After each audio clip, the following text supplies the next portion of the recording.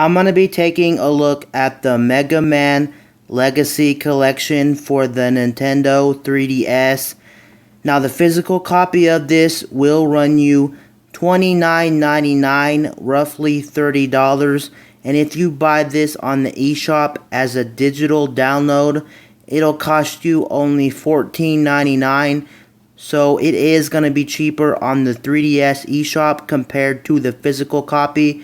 Now, the Mega Man Legacy Collection comes with the first 6 Mega Man games on NES. You don't get the Mega Man X Collection or the Mega Man X games, and you don't get Mega Man 7, 8, 9, and 10. It's only gonna be the first 6 Mega Man games. Now, in terms of gameplay, I am gonna be showing you some gameplay in this game so you can see how it plays on the 3DS. And in terms of actual gameplay, I will say they're pretty true to the Mega Man games. The one difference, obviously, is going to be that the graphics are going to be a little bit better on this collection than actually playing it on an NES. That's due to the fact that the 3DS has better graphics than the NES, so it's not going to be as pixelated, but they still look 8-bit. Another thing to keep in mind is, in terms of the 3D effect, there's not really a 3D effect during gameplay. You do get some 3D in the menus, but that's really it. So for the most part, the 3D is non-existent in the Mega Man Legacy Collection. And in terms of the game, they're left true to the NES games, which means that you're gonna get the same slowdown, the same glitching, everything that was in the original is still gonna be there. And no, you cannot turn off, like, if you wanted to make the games run smoother, you could not do that. They did not program it. They just left the games untouched. So everything you did in the original is still going to be here, except for the graphics being a little bit cleaner. Now, here's what you get when you turn on the game. You get your games, which is going to be 1 through 6. You get your challenge mode, and what challenge mode is are little 8-bit challenges from each of the Mega Man games. And it's kind of like WarioWare or NES Remix. And then you also got a music player. It's kind of like playing an MP3 player. I don't know if you can close your 3DS if the songs will keep playing. You may have to only keep your 3DS open if you want the songs to play. But here it is. When you click on one of the Mega Mans, you get all the songs from the game, and you click on one stage, and then they'll start playing the song from that stage of the game. You, of course, got Mega Man 1 through 6. And then you also got options and controls. And what's nice about this, you can change the games to Rockman if you want them to say Rockman instead of Mega Man, because you know in Japan the real name is Rockman. Then you also got button configuration, and what button configuration is, you can change the button layout in the game. Say if your hands are cramping or you don't like the layout of the buttons, you can actually change all the buttons in the game. They're all customizable. Moving back, you also got Amiibo Support. I did forget to mention this game is also on the Xbox One and PS4. So that means that this does have exclusive content that the Xbox One and PS4 do not have.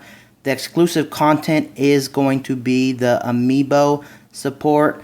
And what the Amiibo does, it allows you to get 11 exclusive 3DS challenges, and you don't need the golden Mega Man Amiibo, which comes in the collector's edition. You can use the standard Mega Man Amiibo to get the 11 challenges, and the challenges are going to be the same. They're not different for the golden Mega Man Amiibo.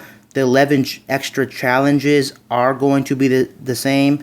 So let's go ahead and look at the next main menu. Here's all the games. On the top screen, you got 1 through 6, and on the bottom, you're going to get the little NES home screen or the NES boot screen. So there it is for each game at the bottom of the screen. I'm just going to do some gameplay for Mega Man 2. Another thing about this game, when you actually play the game, you're going to be able to put a border around your little gameplay, so it won't look like an emulator if you want it to look a little bit nicer. Also, you can also turn it off if you just want to play it like a regular emulator, if you don't want the border. And you also got save state in the game, which means you can save anywhere in the game, in the middle of a stage or in the middle of a boss fight and things like that, because you know how hard Megaman is, and Megaman can get really hard from time to time. So this is one way to beat Megaman if you're thinking about buying it, or if you never could beat it in the first place. I did forget to mention, if you're really interested in the Megaman Legacy Collection, I would highly recommend checking out my unboxing video on my channel. It will be popping up on the right part of the screen, the top right of the screen, or it will be in the description below. I highly recommend checking that video out. But anyway, here we go. Before I forgot to mention, they do have a database on every enemy in the game, and here it is. You can read some more about all the enemies. Then you also got sketchings from the game, and here's all the sketchings from like the box art to just the cartridge and things like that. So they really went to a lot of work to actually make this. What I would say is, I think this is worth the admission price to get this. If you're a big Mega Man fan, or if you're a big platformer fan, or if you like 8-bit games, I would highly recommend picking this up. And then there's options and controls, which I already showed you that. But anyway, I'm going to go ahead and play it real quick. I'm just going to play a little bit of the stage. As you can see, before I boot the game, you can see there's a background on the top. Mega Man's on the right, and there's the metal blade, so you do get a little background, but you can turn it off. And then on the bottom screen, while you're playing, it just shows a little picture from the game. It says whatever Mega Man game you're playing. I'm playing Mega Man 2, so it does say Mega Man 2 on the bottom. Now, I'm going to be dying a lot, but I'm going to try to show you a little bit of gameplay right here before I end the video. I'm just going to go to Metal Man stage, because it's pretty easy, and show you some gameplay from a Metal Man stage. And since I'm looking through the camera, the game is actually looking very, very small. So I do apologize me dying a little bit. I will probably be dying a couple times. Just going to see if I can get through the actual stage. And right now I'm going to show you another menu real quick before I head on out too. If you pause the game, or if you press one of the shoulder buttons on the back, you do get your save state menu. There's your save state menu. You press save and then save game, and then you can load it back up in any part of the game, anywhere you are. Then you also got the border on off. I'm going to go ahead and show you what the game looks like with the border off. Now I'm just going to return the game.